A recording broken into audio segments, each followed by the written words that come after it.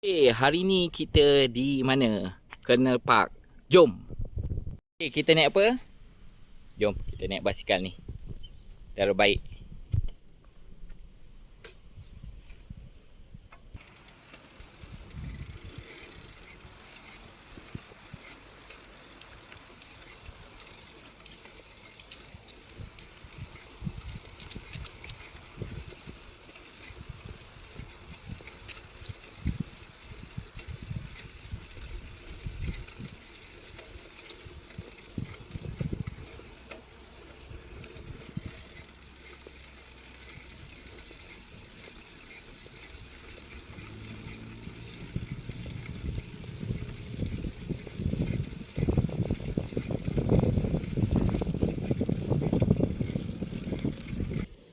Apa ada kat sini kan?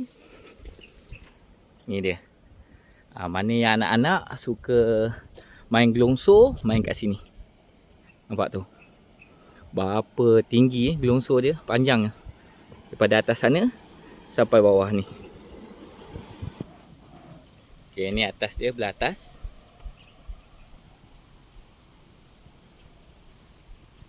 Tu gelongso tadi tu Nampak? Ni dia pemandangan dia. Sangat besar sebenarnya. Sangat besar.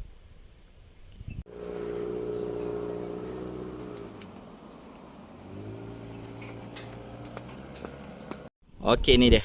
Ada juga playground Playground dia sangat besar. Bagi saya, untuk anak-anak ni memang sangat happy lah kalau dapat kat sini. Tu dia. Kat mana? Colonel Park. Apa-apa korang kena pergi kat sini lah.